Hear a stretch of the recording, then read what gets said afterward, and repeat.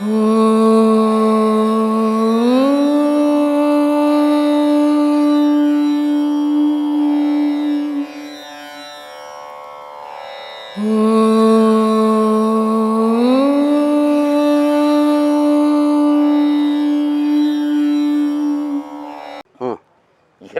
பிறப்புக்கும் இறைவன் காரணமா இருந்தால் ஒருத்தன் உயர்ந்திருக்க மாட்டான், ஒருத்தன் தாழ்ந்திருக்க மாட்டான். இறப்புக்கும் பிறப்புக்கும் காரணமானா அவன் ஜாதி இருக்காது, மதம் இருக்காது, மனிதனா இருப்பான். இறப்புக்கும் பிறப்புக்கும் காரணம் உங்களுடைய நன்மை தீமையே காரணம். சரி, இறப்புக்கும் பிறப்புக்கும் அவனே காரணம் என்றால் வாழ்க்கைக்கு யார் காரணம்? மனம், அறிவு காரணம். அதுதான் சொன்னேன், விதியும் மதியும் சேர்ந்துதான் இந்த உலகத்துல வாழ்க்கை. என்ன விதியாகப்பட்டது உன்னை பெத்துச்சு, மதியாகப்பட்டது வாழுது. அந்த மதியினுடைய செயலுக்கு ஏற்ற மாதிரி நன்மை தீமை உங்களுக்கு விளைய போகுது.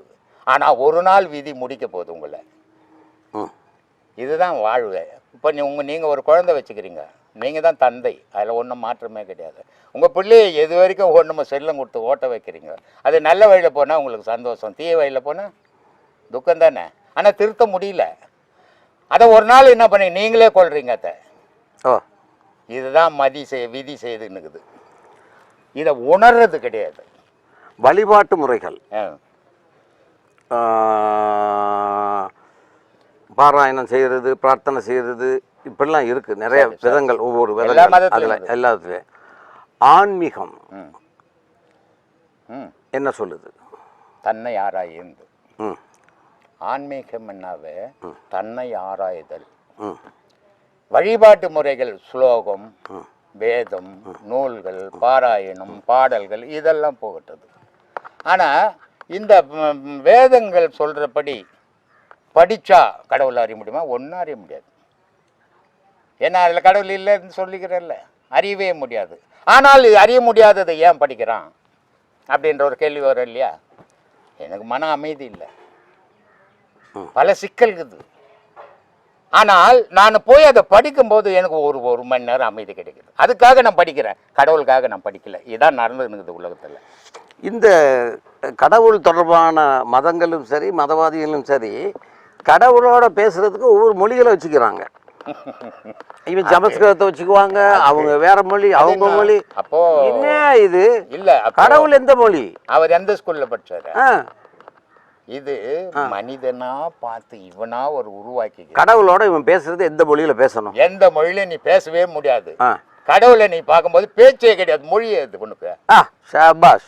பேச்சே கிடையாது கடவுளை பார்த்து. மௌனமே மொழி. மௌனம் தான் கடவுள், மௌனத்தில் தான் கடவுளுங்கிறார். பேச்சு எங்க இருக்குது, ஆரவாரம் எங்க இருக்குது. பேசுறான்னா இவன் புழுவுறான்னு அர்த்தம் எடுத்து புரிஞ்சுக்கணும் நீங்க. அப்ப கடவுளுக்கு உனக்கு இடையில இருந்துகிட்டு ஒரு இடையிலும் பாலமே கிடையாதுங்க. பாலத்தை நீ உண்டாக்கணும். இதைதான் சிவாய்க்கு ரொம்ப அழகா சொன்னான். டேய், என்ன மதன்னு வச்சுக்கணும், ஊரா சாமி கும்பிட்றன்னு சொல்லிக்கணும் தெரிஞ்சுக்கினுக்கிறிய. எவ்வளவு பேர் செத்துக்கிறீங்கடா, இதை பத்தி ஏன்டா யோசிக்கவே மாட்டேன், புத்தியே இல்லையாடா உங்களுக்குன்றான். சரிப்பா, இது எப்படிதான்பா நான் தெரிஞ்சுக்கிறது? உனக்குள்ள தேடுறான்றான். நீ எந்த ஒளியை தேடி தெரிஞ்சியோ அந்த ஒளி உனக்குள்ளக்குதுடா. அதனால சொல்லுனா, ஓடி ஓடி உட்கலந்த ஜோதியை நாடி நாடி நாட்களும் போய் வாடி வாடி வாடி போன மாந்தர்கள் கோடி கோடி என்ன. அடப்பாவி, உலகம் உள்ள கடவுளை தாண்டாண்டா, செத்தவன் தாண்டா மிச்சம், எவனும் கடவுளை பார்க்கலடான். நட்ட கல்லும் பேசுமோ, அது அவர். அப்புறம் இத்தனை சித்தர்களும் நீங்க சொன்னதை தான் சொன்னாங்க. இல்லைங்க, அவங்க மனம் கோயில் சொன்னாங்க, சத்தியத்தை சொன்னாங்க. மனம் கோயில், ஒரே இறைவன் எல்லாம். ஆனா இந்த சித்தர்கள் சொன்னதை இன்னைக்கு வரைக்கும் ஒரு 99% ஏத்துக்கவே மாட்டேங்க முடியாது. ஏன்னா ஏத்துக்கு நான் கோமணம் கட்டின்னு போனவன் அதான் விரும்புவானா? பூசாரிகள் அப்படியே போட்டு இப்படியே ஆடினுக்கிறான். அப்புறம் எங்க அந்த அதெல்லாம் எடுக்கிறது? அதெல்லாம் முடியாது. அவன் சொல்றான், சரிப்பா நான் தேடி செத்து போட்டான், சரி ஓஞ்சி போட்டோம், நான் தெரிஞ்சுக்கணும்னு ஒரு முறை. எப்படிப்பா தெரிஞ்சுக்கிறது? ஒரு தரித்த நாடியில் ஒடுங்குகின்ற வாய்வினை கருத்தினால் இருத்திய கபாலம் ஏற்ற வல்லாரேல் விருத்தரும் பலராவார் மேனியும் சிவந்தடும் அருள் தரித்த பாதம் அம்மை பாதம் சத்திய டானம். கடவுளை உனக்குள்ளே தேடுறானா? போய் கோயிலில் கல்லை சுற்றி சுற்றி வரையாது. அது எப்பான்னு பேசிட்டாடா உங்கள்கிட்ட. அதனால சொல்கிறான், நட்டக்கல்லை சுற்றியே 4 புஷ்பம் சாத்தியே சுற்றி வந்து முணுமுணுக்கும் மந்திரம் ஏதடா நட்டக்கல்லும் பேசுமோ நாதன் உள்ள. அவனும் சொல்கிறான், உள்ளே இருக்குதுடா கடவுள், அதுக்கிட்ட போய் பேசி கிடக்குறீடா. குழந்தை காட்ட வேண்டியதுடா அது. அதனால தான் நான் பல வீடியோக்களில் சொல்லியிருப்பேன். 1ஆம் கிளாஸில் எடுத்து போய் சேர்த்துட்டேன், சரியாக படிக்கல, 10 வருஷம் படிக்கிட்டேன்னு விட்டு வை. நல்லா படிக்குமே. ஒரு வருஷம் ஃபெயிலானோன்னு ஒரு 1.5 லட்ச ரூபாய் செலவு பண்ணி வேறு ஸ்கூல் மாத்திரியா? பக்தி மட்டும் ஏன்டா அப்படி பண்ணி வச்சுக்கிறீங்க? ஆரம்பத்தில் தேவை, அதையே வாழ்நாள் ஃபுல்லாக வயசு ஃபுல்லாக பிடிச்சின்னு தெரியுறீங்களே. மாறுடா. இந்து மதம் மாதிரி ஒரு புனிதமான வழியே இந்த மதமும் காட்டல. அங்கே தான் ஒரே வழிபாடு தான் உலகத்தில் இருக்கிற மதமெல்லாம். இந்து மதம் தான் 4 விதமான வழிபாடு கட்டிக்கிறான். சரியை, கிரியை, யோகம், ஞானம். போனேன், முன்ன போகிறான் சாமி பார்த்து, நான் ஒரு கல்லை தடிச்சேன்னு பின்னாடி வர, ஓ இந்த கல்லை தடிக்கணும் போல இருக்குது, நீ ஒரு கல்லை தூக்கின்னு போய் அடிக்கிற. இது அறியாத பக்தி. அடுத்தது அதுக்கு ஒரு பேர் இருக்குதுப்பா. கல்லாச்சம் கல்லாச்சம் அது கேட்கவும் இல்லை அழுவும் இல்லை, ஒரு பேர் இருக்குது. பாடணும் போல இருக்குதுப்பா. புகழ்ந்தான் பாடி, அருணகிரி மாதிரி பாடியும் பேசலை, கல்லாலட்சியம் பேசலை. இருந்தாலும் இதுக்கு வேறு என்ன வழி ஏதோ பெரியவங்க வச்சுருக்கணும். யோகம் தான். யோகம்ன்றது என்னடா அப்படின்னா, திருவள்ளூரில் இருக்கிறோம், நீங்கள் மெட்ராஸ்லேருந்து வந்துக்கிறீங்க, பீச்செல்லாம் பார்த்துருப்பீங்க. நீங்கள் சொல்கிறீங்க என்கிட்ட ஃபஸ்ட் கிளாஸ் ஆகுதுங்க பீச். அது மாதிரி வேறு எந்த ஏரி குளம் பார்க்க முடியாது. நான் பார்த்ததில்லை. அந்த பீச்சை பார்க்க பயணம் பண்ணுறது யோகம். பீச்சை பார்த்து அந்த தண்ணியை தெளிச்சுன்னா ஞானம். இதுதாங்க ஞானம். இந்த வழிபாடு எந்த மதத்துலையும் உலகத்தில் கிடையாது, இந்து மதத்தில் மட்டும்தான். இந்து மதத்தை கெடுத்துக்கினுக்கிறானுங்க பிழப்புக்காக. ஆன்மீகம் எல்லாரும் ஆன்மீக பாதைக்கு திரும்பணும், ஆன்மீகவாதிகளாக மாறணும், ஞானம் பெறணுன்றதெல்லாம் உங்களோட நல்ல நோக்கம். அது பாராட்டத்தகுந்த விஷயம். ஆனால் அதே நேரம் ஞானத்தை தேடுவதில் மக்களுடைய கவனம் திசை திரும்பி விட்டால் வயல் உழுவுறதுக்கும், மீன் பிடிக்கிறதுக்கும், வேலை செய்கிறதுக்கும், உழைக்கிறதுக்கும் உள்ள ஆளுகை எல்லாம் போயிடுவாங்க. இவங்களை என்ன செய்கிறோம்? என்னுடைய பார்வை என்னன்னா, ஆன்மீகம் பெரிதா, உழைப்பு பெரிதா? ரெண்டும் பெரிது. எப்படி? இல்லை உழைப்பில்னால ஆன்மீகம் இல்லை. சொல்லுங்க, கொஞ்சம் விரிவாக சொல்லுன்னா. ஆன்மீகம் இருந்தால்தான் உன் உழைப்பில் உத்தமதான் இருப்பேன். ஆன்மீகம் இல்லாத உன் உழைப்பு இருந்ததுன்னா கள்ளத்தனம் தான் பண்ணின்னு இருப்பேன். ஷபாஷ் ஷபாஷ் ஷபாஷ். அப்போ ஆன்மீகம்ன்றது என்னன்னா ஒழுக்கத்தை கற்றுக் கொடுக்குறது ஆன்மீகம். அப்போ உன் உழைப்புல நீ ஒழுக்கமா வாழ்வ, அதனால உன் வாழ்க்கைக்கு பிரச்சனையே வராது. ஆனா நீ ஒரு பிழப்புக்காக போனீன்னா எதை செய்தோ சம்பாதிக்கணும் என்பது ஒழுக்கம் போயிடும், பணம் கட்சிடும், பாதிப்புகள் வந்துடும். பட்டினத்தாரு அறம் இல்லாமல் போய்விடும். அறம்ன்றது ஞானத்தை ஆன்மீகத்தில் தான் வரும். உண்மையா இருந்தால், போலியா இருந்தா சொல்ல நான் உன் வாழ்க்கை அற வாழ்க்கையாக. பட்டினத்தாரு காலாஸ்ரீல அவருடைய சீடன் பத்ரகிரியை பற்றி அங்கே சொல்கிறாரு, இப்படியெல்லாம் என்னுடைய சீடன் வாழ்க்கை கெட்டு போச்சு, நீங்கள்லாம் நல்லா ஒழுக்கமாக வாழுங்க, ஒழுக்கம்தான் வாழ்க்கைக்கு முக்கியம் அப்படின்ட்டு. அப்போ அவங்க அங்கே இருக்கிறவங்க கேட்குறாங்க, நாங்கள்லாம் எப்படி சாமி உங்கள் நிலைக்கு வர்றது, ஞானி ஆகிறது அப்படின்னு கேட்கும்போது அவர் ஒரு வார்த்தை சொல்கிறார், எல்லாரும் நீங்கள்லாம் ஞானப்பாதி வேணா ஞானியே பிறக்க மாட்டான். ஞானி எப்படி பிறப்பான்? அதனால இல்லறத்தில் வாழுங்க, தூய்மையான பக்தி பண்ணுங்க, போலி பக்தி பண்ணாதீங்க. ஷபாஷ் ஷபாஷ், அருமை அருமை அருமை. அங்கிருந்து அப்படியே கிராஸ் பண்ணி தான் பொன்னேரி வந்தார். அந்த கரும்பனுடைய மொனை தித்திக்குது. அப்போ அவர் நிலையிலேருந்து அவர் மாறுபட்டுறாரு, மனித நிலையிலேருந்து தெய்வ நிலைக்கு போயிடுறாரு. அப்போ சொல்கிறாரு, கண்டம் கரியதாம் கரும்பு, கண்மூன்று உடையதாம், அண்டத்தை போன்றதாம், தொண்டருக்கு தித்திக்கும் கடல் அருகே நிற்கும் கரும்புன்னாரு. அது எப்படி இருக்குது அந்த சிவபெருமான்னா, மனித நிலைக்கு பார்த்தீங்கன்னா இவ்வளோன்னு தானே இருக்கும் லிங்கம், அதானே சிவலிங்கம் ஒரு கோவில் இருக்குது. தெய்வ நிலைக்கு போயிட்டு அது எப்படி இருக்குதான்னா பூமிக்கும் ஆகாயத்துக்கும் சரிசமமாகுதான். பூமி தாண்டா ஆவுடையாரு, ஆகாயம் தாண்டா லிங்கம்ன்றாரு. இது ரெண்டும் சேர்ந்து தாண்டா உலகத்தை உற்பத்தி பண்ணி தள்ளிக்கின்னுக்குதுன்றாரு. எல்லாத்துக்கும் ஒரு உருவாகிய காலம்னு ஒன்று வரும். ஆமாம், முடிவு காலம் என்றும் ஒன்று வரும். ஆமாம், புரியுதா? இல்லை முடிவு காலம் இவ்வளோ சீக்கிரம் வராது, இன்னும் பல ஆயிரம் வருஷம் இருக்குது. அப்படியா? கேட்குற அதுக்கு அடுத்த கேள்விக்கு நீங்களே பதில் சொல்லிட்டீங்க. நான் அதுதான் கேட்கலான்னு வந்தேன். அனுமார் வந்து ராமரோட நாமத்தை கொண்டு அந்த ஒரு கடலை 7 கடலை தாண்டிட்டாரு, இந்தியாவிலேருந்து ஸ்ரீலங்காவுக்கு போயிட்டாரு. ஆனால் அதே ராமர் ஸ்ரீலங்காவுக்கு போகிறோன்னா அவரால் என்ன வேணாலும் பண்ண முடியும். ஆனால் ஒரு பாலத்தை அமைச்சு தான் போகிறாரு. ஆனால் அனுமானாரால் ஒரே நம்பிக்கை வச்சு அவரால் தாண்ட முடிஞ்சுது.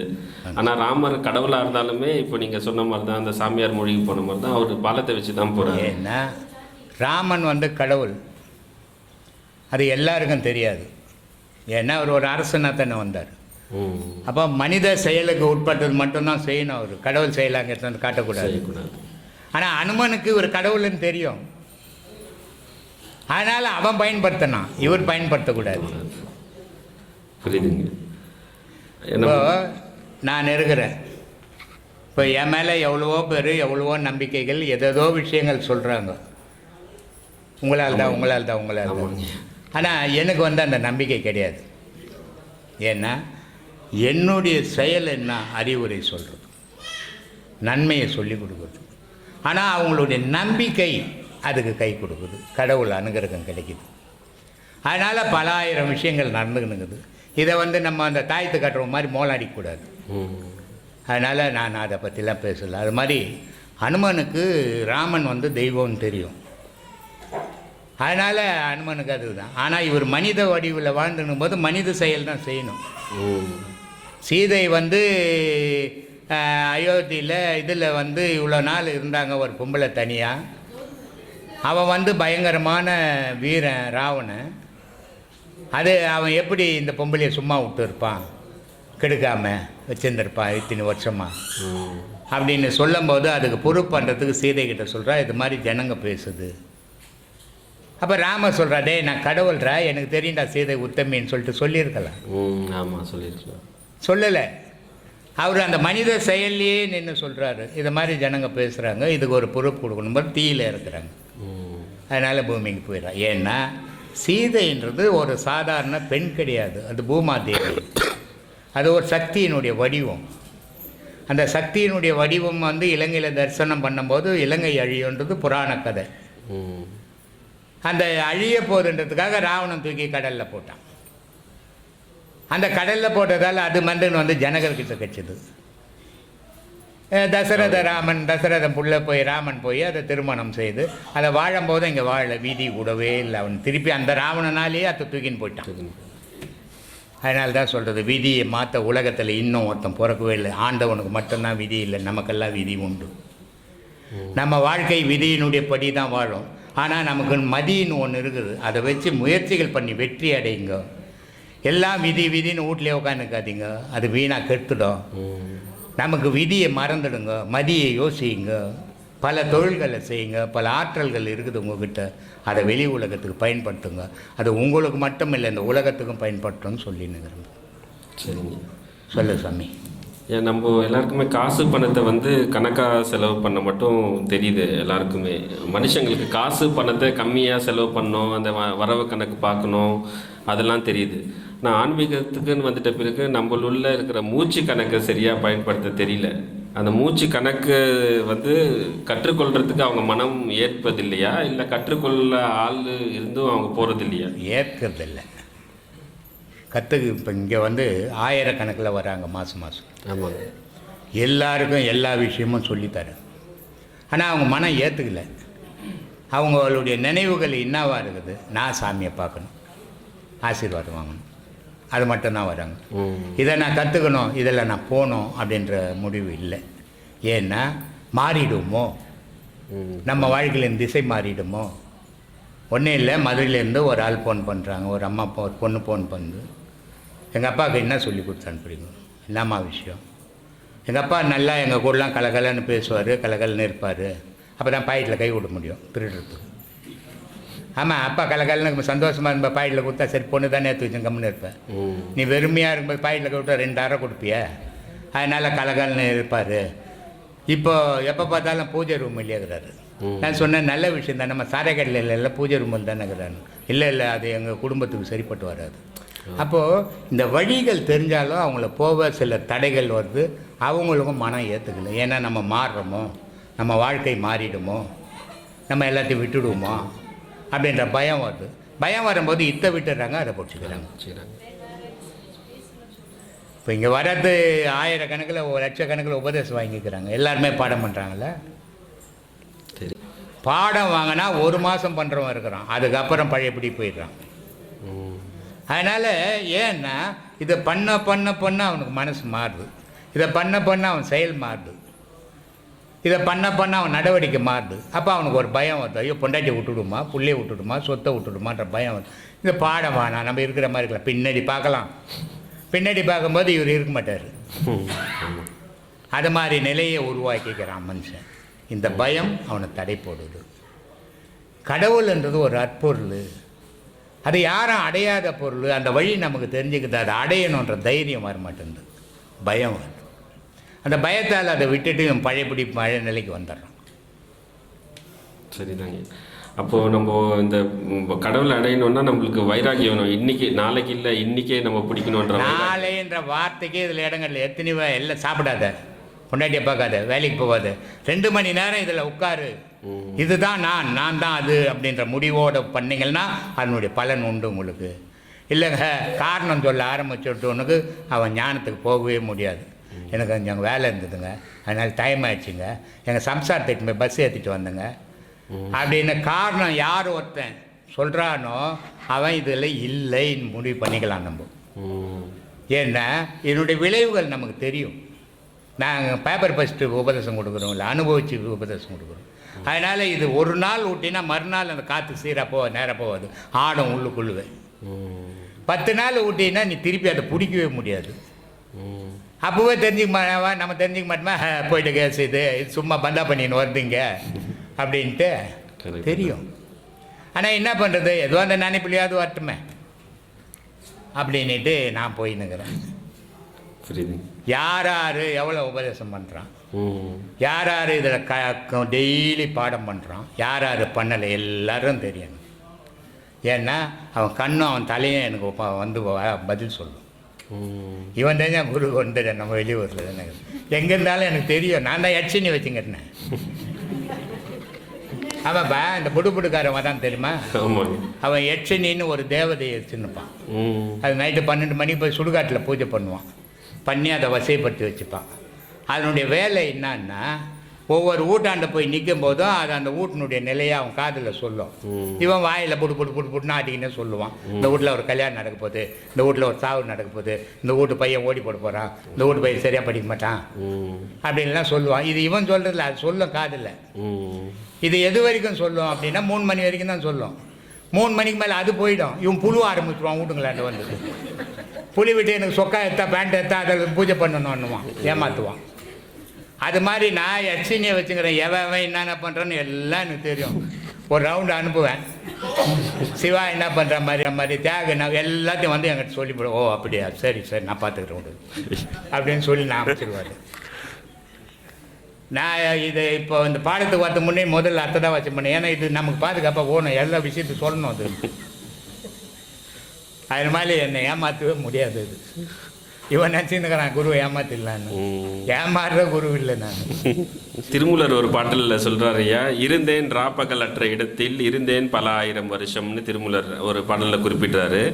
இந்த நம்ம இருக்கிறது எல்லாமே ராத்திரி பகல், நம்ம மறுபடியும் அதே தான் மகா நிலைக்கு போல நான் மனித நிலையிலேயே நின்று பார்க்குறப்போ இந்த ராத்திரி பகல்ன்றது எல்லாமே நம்மளுக்கு இருக்குது. ஆனால் நம்ம ஆன்மீகத்தில் பார்த்தோம்னா எப்படி நான் அந்த பாடலில் புரிந்து கொள்வது என்னென்னா, சந்திரகலை சூரியகலையை தான் ராத்திரி பகல்னு சொல்கிறாரா, ராப்பகல் அற்ற இடத்தில் இருந்தேன்னா சுழுமுனையில் இருந்தேன்னு சொல்கிறாரா ஐயா, இல்லை எங்கே குறிப்பிட்றாங்க? இடைகளை பிங்களை மூச்சு ஓடுற வரைக்கும் இடைகளை பிங்களினுடைய நிலை என்ன அப்படின்னா, உலகத்தில் சூரிய சந்திரன் மாதிரி. சந்திரன் வந்தால் இருள் வந்துடும், சூரியன் வந்தால் ஒளி வந்துடும். அப்போ இரவு பகல் இந்த உலகத்துக்கு 2 இருக்குது. இந்த இடைகளை பிங்களை மூச்சு ஓடுச்சுன்னா மனுஷனுக்கும் இரவு வந்துடும், பகல் வந்துடும். இது 2 மூச்சினுடைய நிலை, சந்திரகலை சூரியகலை. இதுக்கு ஜாதி மதமே கிடையாது. உடலில் கொண்டா ஜாதி வச்சுக்கலாம், மாற்று வச்சுக்கலாம். இந்த மூச்சுக்கு என்ன ஜாதி என்ன மதம்? கடவுளுக்கும் ஜாதி கிடையாது, மதம் கிடையாது, மூச்சுக்கும் கிடையாது. அமெரிக்காவில் பிறந்த மனுஷனுக்கு ஒரே ஒரு மூக்கு வச்சு ஒரே ஒரு ஓட்டை வச்சுக்கலாமே. ஏன் உலகத்தில் பிறந்த மனுஷன் எல்லாம் இறைவன் ஒரே மாதிரி படைப்பு, ஒரே மாதிரி பேட்டன் இயக்கம். அதுதான் கிறிஸ்துவ மதம் இருக்குது, முஸ்லீம் மதம் இருக்குது, இந்து மதம் இருக்குது, எல்லா மதமும் இறைவனுடைய வழிபாடு ஒரே மாதிரி தான் இருக்கும். மதங்கள் வேறு, கடவுள்கள் வேறு. எல்லாரும் முட்டியை போட்டு தலையிலேயே கீழே வச்சு தான் கும்பிடுவோம் இல்லையா? இதனுடைய தன்மை என்ன? இதனால் அப்படி கும்பிட்றதால கடவுளுக்கு என்ன நன்மை? கடவுளுக்கு ஒரு நன்மை இல்லை, உனக்கு நன்மை. ஆனால் உனக்கு நன்மை செய்தான்னா செய்ய மாட்டேன். அதனால் இதை கடவுள் வழிபாடுறான்னு வச்சா தான் கும்பிடுவேன். இந்து மதத்தில் ஒரு பண்டிகை வந்து சாப்பாடு செய்கிறான். இது உனக்காக தான்ப்பா, உனக்குள்ளே கடவுள் இருக்கிறாருப்பா, இதை கும்பிட்டு சாப்பிட்டா போய் பசி எடுக்குதுன்னு கும்பிடுவோம் இல்லையா? புளியார் சதுர்த்தி வந்ததுன்னா 100 ரூபா 150 ரூபா கொடுத்து புளியார் வாங்கின்னு வரோம். ஒரு 25 ரூபா கொடுத்து அவர் மழையில் நனைஞ்சிட்டு போகிறாருன்னு ஒரு குடை வேறு வாங்கின்னு வரோம். இல்லை வச்சு போட்டு ஒரு 2000 ரூபாய் கடன் வாங்கின்னு வந்து வடை பாயசம் குழக்கட்டை அதை செய்கிறான். இதெல்லாம் காத்தாலேருந்து மத்தியானம் வரைக்கும் செய்துவேன். படிக்கும்போது மட்டும் 1/2 மணி நேரம் படிக்க மாட்டேறான். சீதாக்கலப்பை செந்தாமரை பார்த்து கற்பை கொளுத்துன்றோம். அதை மூச்சா சொல்ல மாட்டேன். அப்போது இவன் சாப்பிட்றதுக்கு படுற அவசரம் கடவுள் வழிபாடு. இப்படிப்பட்ட மனுஷனாகிறேன். அற்புதமான பாடல். அதில் எல்லாம் யோகத்தை பற்றி தான் அந்த பாடல். விநாயகர் அகவில் வந்து எதுவுமே கடவுளை பற்றி இல்லை, எல்லாம் உன்னை பற்றியும் யோகத்தை பற்றி தான். ஆனால் அதை 5 நிமிஷம் படிக்க மாட்டேன்றான். போடு கற்பம் கொளுத்து போய் சரியாக போச்சுட்டான். போட்டு சாத்திட்டான். சரி இதெல்லாம் பண்ணானே பரவாயில்ல, சரி ஏதோ பசி பொழுது சாப்பிட்டான், ஓஞ்சி போட்டோம். அது வயிற்றில் எடுத்துன்னு போய் ஒரு கால் சோரம் இன்றைக்கி தாங்க வாங்கின்னு வந்தேன் நான். இன்றைக்கி புளியாசி வச்சுங்க, முதல் வைக்கணுங்க, அடுத்த வருஷம் அப்போ தாங்க இன்னொரு கால் சோரம் வாங்குவேன்ட்டு அது வயிற்றில் வச்சிட்டான். ஏன்னா சாமி இதெல்லாம் பண்ணவன் சாயந்தரம் நம்ம எங்கடா போடுறான்னா காவத்தண்ணியில் போடுறான். இத்த சாமின்னு கும்பிட்டான். 2000 ரூபாய் செலவு பண்ணி சாமி ஆக்கணும். அத்தை தங்கத்தை வாங்கின்னு வந்து வச்சான். தங்கம் இல்லாத ஒரு 5 ரூபாய் காயின்ஸை வைக்கிறான். இதெல்லாம் வச்சுட்டு சாயந்தரமாக காவத்தண்ணியில் போட்டுறான். ஆமாங்க. என்னடா கடவுள் வழிபாடு? மூடத்தனமாக தெரியலையாவது உங்களுக்கு? யோசிக்க மாட்டிங்களா? அதை சொல்கிறான். சீதக்கலப்பை செந்தாமரைப்பு பாதச்சிலம்பு பலவிசைப்பாடு பொன்னரை ஞானம் பூந்துகிலாட வண்ண மருங்கள் வளர்ந்தழகரிப்பும் பேழை வயிறும் பெரும்பறை கோடும் வேழ முகமும் இலங்கு சிந்தூரும் 5 கரமும் அங்குச பாசமும் நெஞ்சில் குடிகொண்ட நீலமேனியும் நன்றவாயும் 4 இருபயமும் 3 கண்ணும் 3 சூடும் 2 செவியும் இலகு பொன்முடியும் திரண்ட முப்பொறி நூல் திகழ்வல் மார்பு சொற்பதம் கடந்த துரிப்பதம் மெஞ்ஞான அற்புதம் நின்ற கற்பக களிரே என்றான். என்னப்பா எப்பாடின்னு சொன்னீங்க? ஏமா மூச்சு விடாமல் சொன்னீங்களே, அது எப்போ இவ்வளோ யார் பாடுறாங்க? யாருமே பாடுறதில்ல. நீங்கள் சொன்ன மாதிரி ஃபஸ்ட்டு லைன் பாடிட்டு கற்பூரம் கொளுத்திடுறாங்க. என்னப்பா அப்போது இவனுக்கு அந்த கடவுள் பற்றில் சோத்து பற்றுக்குது. அப்போ இந்த சோறு உனக்கு இது கடவுள்றான்னு சொன்னால் கும்பிட மாட்டான், கடவுளுக்கு தான் சொன்னால் கும்பிடுவான். அதனால் அதை கும்பிட்டுட்டு சாப்பிட்றான். கறி மீனாகனாலும் போட்டு கற்பூரம் கொளுத்தி தேங்காய் உடைக்கிறான். வடை பாயசம் பண்ணாலும் கற்பூரம் கொளுத்துது. ஏன்னா இது இல்லைன்னா இவனும் இருக்க மாட்டான், இவன் உடலில் கடவுளும் இருக்காது. அப்போ உலகத்தில் இருக்கிற அத்தனை மனிதனுக்கு ஜாதி இல்லை, மதம் இல்லை, உணவு தாண்டா கடவுள். உணவுன்னு ஒருத்தன் இல்லைன்னா எந்த கடவுளை எவனும் காப்பாற்றவே முடியாது. எந்த மதமும் காப்பாற்றாது, எந்த கடவுளும் காப்பாற்றாது. உணவு தான் காப்பாற்றும், உணவு தான் கடவுள். அதை தான்பா சொல்லிங்கிறேன். சாமி இன்னொரு கேள்வி. சுயம்புன்னு ஒன்று சொல்கிறாங்க இந்த உலகத்தில். சுயம்புனா என்ன? நம்ம குரு பொறுத்த வரைக்கும், சத்குருவை பொறுத்த வரைக்கும் சுயம்புன்னு இந்த உலகத்தில் ஒன்று இல்லை அப்படின்னு சொல்கிறாரு. இது எந்த ஒரே குழப்பமாக இருக்குது. சுயம்புனா என்ன? இல்லை சுயம்பு இருக்குதா? இருந்தால் அது எப்படி இருக்குது? குருநாதர் சுயம்பு இருக்குதுன்னு சொல்லிக்கிறார், இல்லைன்னு சொல்லலை. எதை சொன்னாருன்னு சொன்னால் இருள் மட்டும்தான் சுயம்பு. அதுதான் அழியாத ஒரு பொருள். அது எல்லா இடமும் நீக்கமர நிறைஞ்சிருக்குது. நாம் என்ன பண்ணுறோம், ஒரு முறையும் அந்த இருளை ஓட்டுறதுக்காக தான் வெளிச்சம் போட்டு காட்டினுக்கிறோம். வெளிச்சம் அணைஞ்ச உடனே எது வருது? இருள் தான் வருது. அப்போ வெளிச்சம் தான் வந்துக்கணும் போயினுங்க, தவிர இருளுன்றது எப்பவுமே இருக்குது. அப்போது சுயம்பு அப்படின்னா எதுன்னா இருள் தான். மற்றது எல்லாமே சுயம்பும் கிடையாது, குழம்பும் கிடையாது. இருளுக்கு மட்டும்தான் அந்த தன்மை உண்டு. அப்போது ஒரு சிலர் என்ன சொல்லிப்பாங்கன்னா, என்னோட சொந்த காலில் நான் நிற்கிறேன்பா அப்படின்னு சொல்லுவாங்க. அவங்க சுயம்புன்னு சொல்லிக்கலாம். இப்போ நம்ம குருநாதர் வந்து அம்மா அப்பா பிரிஞ்சு மாடு மேய்க்க விட்டுட்டு இந்த பாதைக்கும் அவரோட வாழ்க்கையில் நடந்த விஷயங்களுக்கும் எந்த சம்பந்தமே கிடையாது. ஆனால் அவர் இங்கே இவ்வளோ தூரம் வந்தார். காரணம் என்ன? அவர் ஒரு சுயம்பு. அவருக்கு முன்னோடிகள் யாரும் கிடையாது. அவங்க பரம்பரையிலையோ இல்லை அவங்க அண்ணன் தம்பிலையோ யாருமே கிடையாது. ஆனால் அவரோட வாழ்க்கை எதை பார்த்தாலும் எதை செஞ்சாலும் அதோட முழுமையான விஷயம் எனக்கு தெரிஞ்சு ஆகணும். அது சரியாக தப்பான்றதெல்லாம் அப்புறம். நான் சண்டை தான் கற்றுக்க போகிறேன், பாக்ஸிங் தான் கற்றுக்க போகிறேன்னா பாக்ஸிங்கில் இருக்கிற எல்லா டெக்னிக்கும் எனக்கு தெரிஞ்சாகணும். இல்லை கம்பு சுற்ற போகிறேன்னா அதில் இருக்கிற எல்லா டெக்னிக்கும் தெரிஞ்சாகணும். இல்லை மந்திரம் பண்ண போகிறேன், மோடி வைப்பார். அப்போ மோடி வைப்பார்னா அப்போ மந்திர தந்திரம் எல்லாம் தெரிஞ்சிருக்கும். அப்போ எதை பார்த்தாலும் அதை முழுமையாக தெரிஞ்சுக்கணும், அதில் அறகுறையாக இருக்கக்கூடாது அப்படின்னு ஒரு பக்குவத்தோடு இருந்தது. அதனால தான் இந்த எல்லாத்தையும் தூக்கி போட்டு எல்லாத்தையும் கற்றுக்கணும். கடைசியில் எல்லாத்தையும் தூக்கி போட்டார். இது எல்லாம் போயிடா, புத்தர் தூக்கி போட்டார் பாருங்க.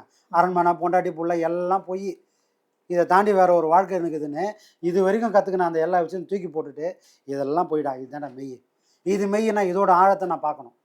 ஏதோ வந்தேன், ஒரு மாடு ஓடுற தண்ணி இது ஆற்றுலேருந்து தண்ணி மொண்டு குடிக்காம நான் குடிக்க மாட்டேன், அதிலே குதிச்சிடுவேன். இது அமிர்தம்னா என்னை காப்பாற்றிட்டோம். ஒரு ஈ ஒன்று வருது, தட்டு ஃபுல்லாக அமிர்தத்தை ஊற்றி வச்சிட்டாங்க.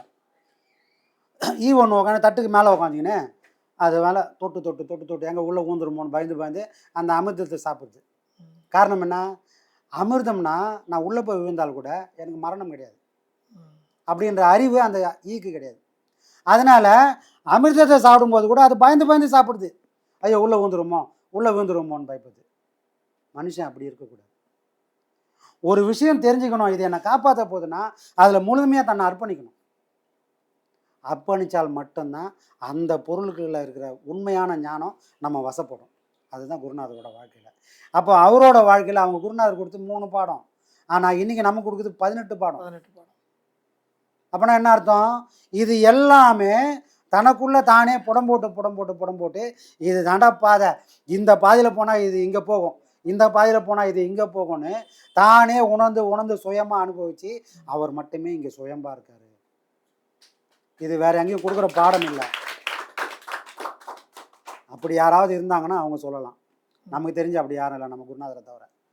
மற்றவங்க எல்லாம் ஒருத்தர் சொல்லி ஒருத்தர் மூலியமாக தான் வரும். இப்போ குருநாதர்னு சொல்லணும்னு நமக்கு தெரிஞ்சிருக்குமா?